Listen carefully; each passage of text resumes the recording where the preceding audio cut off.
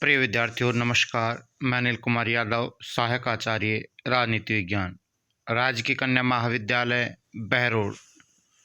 विद्यार्थियों, YouTube channel के इस वीडियो में आपका हार्दिक स्वागत और अभिनंदन। विद्यार्थियों, आज के इस वीडियो में हम राज्यपाल की शक्तियों के बारे में चर्चा करेंगे। विद्यार्थियों, राज्यपाल को व्यापक शक्तियां प्रदान की गई है। राज्य में राज्यपाल की वही स्थिति है जो केंद्र में राष्ट्रपति की है। इस संबंध में संविधान के प्रसिद्ध टीकाकार डी बसु का कहना है कि राज्यपाल की शक्तियां राष्ट्रपति के समान हैं। सिर्फ कूटनीतिक, सैनिक तथा संकटकालीन अधिकारों को छोड़कर। जिस प्रकार विद्यार्थियों, राज्यपाल राज्य का प्रधान होता है और कार्यपालिका संबंधी सभी कार्य उसके नाम से किए जाते हैं। संवैधानिक रूप से उसे अपने अधिकारों का उपयोग करने की पूर्ण स्वतंत्रता है। विद्यार्थियों, वह अपने कार्य के प्रति राष्ट्रपति के सिवाय अन्य किसी के प्रति उत्तरदायी नहीं होता। राज्यपाल को उसके कार्यों में सहायता और सलाह देने के लिए एक मंत्री परिषद होती है और व्यवहारिक रूप से राज्यपाल मंत्री परिषद के परामर्श से कार्य करता है। राज्यपाल की प्रमुख शक्तियों को विद्यार्थियों निम्नानुसार रखा जा सकता है। सबसे पहले बात करते हैं विद्यार्थियों राज्यपाल की कार्यकारी अर्थात कार्यपालिका संबंधी शक्तियां। विद्यार्थियों, राज्य की समस्त कार्यकारी शक्तियां राज्यपाल में निहित होती है, जिन्हें वह स्वयं अथवा अधीनस्थ अधिकारियों द्वारा संपादित करता है। वह विधानसभा में बहुमत दल के नेता को या सबसे बड़े गुट के नेता को अथवा विधानसभा में सर्वाधिक संख्या का समर्थन रखने वाले व्यक्ति को मुख्यमंत्री के रूप में नियुक्त करता है। विद्यार्थियों, मुख्यमंत्री के परामर्श पर वह अन्य मंत्रियों की नियुक्ति करता है और उनमें विभागों का वितरण करता है। अगर निर्वाचन में राज्य विधानसभा में किसी दल को स्पष्ट बहुमत प्राप्त न हो तो राज्यपाल को अपने विवेक से निर्णय लेने का अवसर विद्यार्थियों मिलता है। ऐसी स्थिति में राज्यपाल विवेक से मुख्यमंत्री का चयन कर सकता है।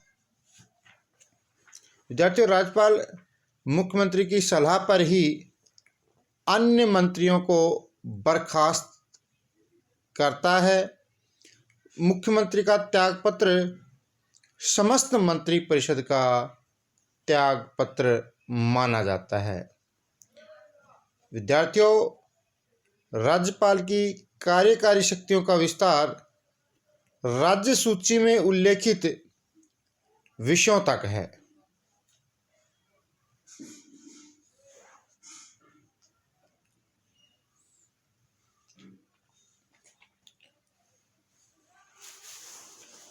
अब बात करते हैं विद्यार्थियों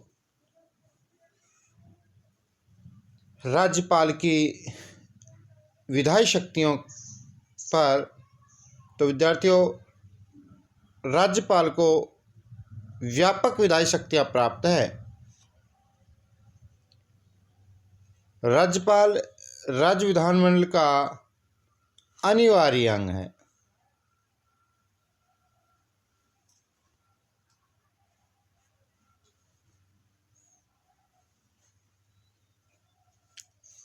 वह विधानमंडल का अधिवेशन बुलाता है और सत्रानुशासन करता है।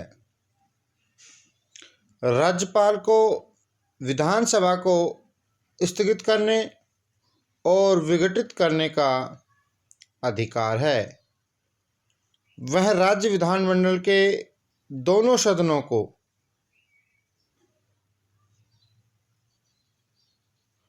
जैसे विधानसभा और विधान परिषद के संयुक्त अधिवेशन को संबोधित करता है। विधानमंडल द्वारा पारित कोई विधेयक तब तक कानून का रूप धारण नहीं कर सकता जब तक राज्यपाल उस पर अपनी स्वीकृति न दे दे, परंतु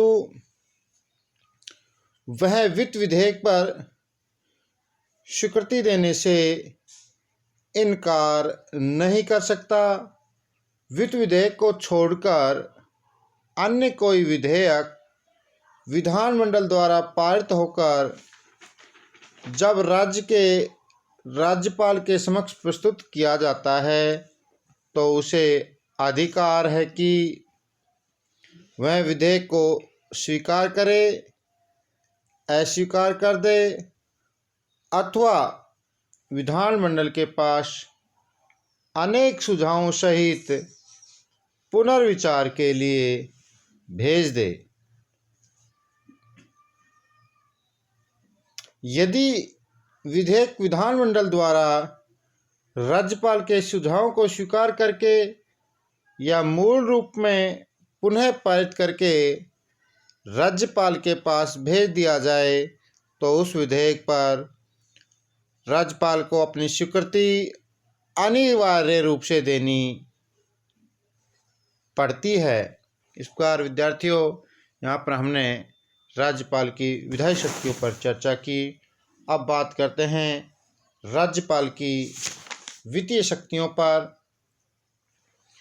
विद्यार्थियों राज्यपाल की वित्तीय शक्तियों की प्रकृति राष्ट्रपति की वित्तीय शक्तियों के समान है, क्योंकि राज्यपाल की सिफारिश के बिना कोई वित्त विधेयक विधानसभा में प्रस्तावित या पुनः स्थापित नहीं की जा सकती।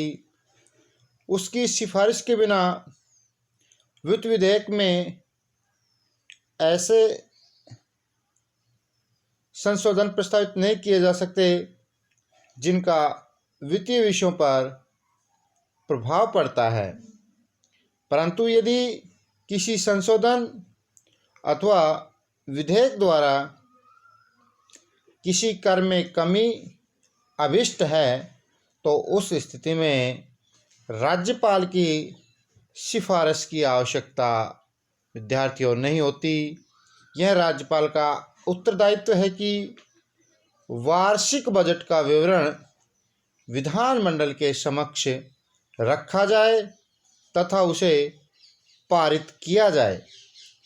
राज्यपाल को राज्य विधानमंडल से पूरक, अतिरिक्त या विशेष मांग करने का अधिकार है।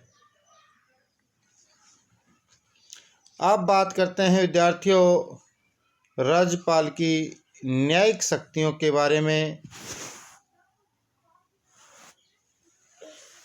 विद्यार्थियों राज्य के कार्यपालिका क्षेत्र अधिकार के अंतर्गत आने वाले कानूनों के विरुद्ध अपराध करने वाले व्यक्तियों के दंड को कम करने, स्थगित करने, बदलने, क्षमा करने का अधिकार राज्यपाल को है। वह इस न्यायिक शक्ति का प्रयोग मुकदमे से पूर्व मुकदमों के मध्य और मुकदमे के बाद कर सकता है। राष्ट्रपति उच्च न्यायालय के मुख्य न्यायाधीश की नियुक्ति करते समय राज्यपाल से सलाह लेता है। जिला एवं सत्र न्यायाधीश की नियुक्ति राज्यपाल के द्वारा की जाती है।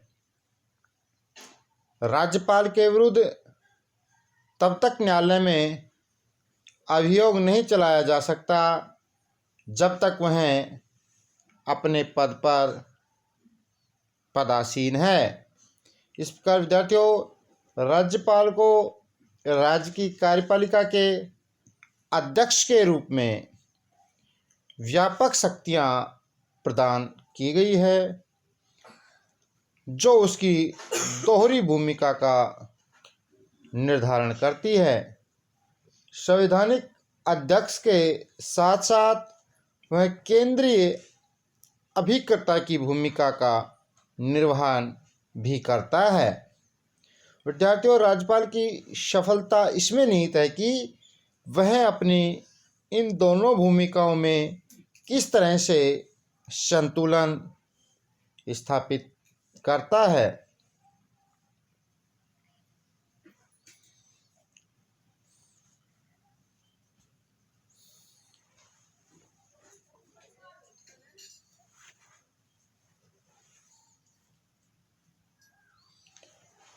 कुछ अपवादों को छोड़कर राज्यपाल की स्थिति संवैधानिक अध्यक्ष की है और उसके अधिकारों का प्रयोग मंत्रिपरिषद द्वारा उसके नाम से किया जाता है। धन्यवाद।